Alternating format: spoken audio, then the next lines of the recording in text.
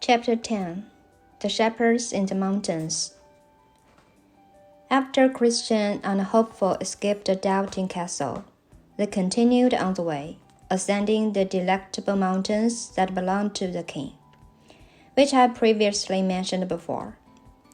There they found gardens, orchards, vineyards, and fountains, where they washed themselves and were refreshed and nourished. There were shepherds on top of these mountains feeding their flocks and standing by the side of the way. It was customary in those days for weary travelers to stop and talk. So the pilgrims approached the shepherds who were leaning on their staffs and asked, "Who owns these delectable mountains and the sheep grazing on them?" The shepherds replied, "The mountains belong to Emmanuel, and from here you can see the celestial city. The sheep are also his, and he laid down his life for them." "So this is the way to the celestial city?" Christian asked excitedly. They nodded and sighed. "You are going in the right direction." Christian gazed down the road. "How much farther do we have to go?" "It is too far for any except those that will no doubt arrive there." Christian glanced over at Hopeful and then back to the shepherds. "Is the way ahead safe or dangerous?"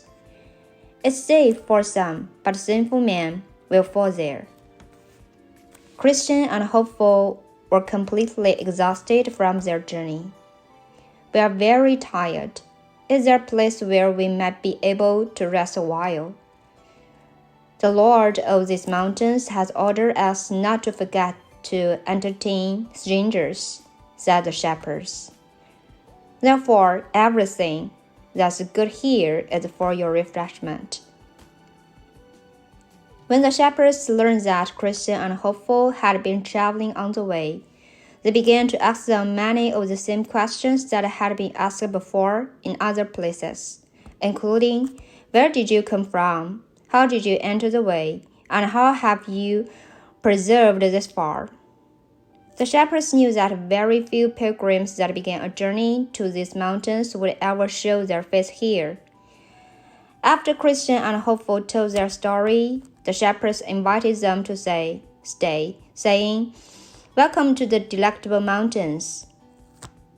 The shepherds, whose names were Knowledge, Experience, Watchful, and Sincere, led them by the hand of their tents, where they ate a meal that was prepared for them. In addition, the shepherds said, "We would like for you to stay here a while and spend some time with us while enjoying the comforts of the delectable mountains." Christian and Hopeful agreed to stay, and since it was late, they all went to bed.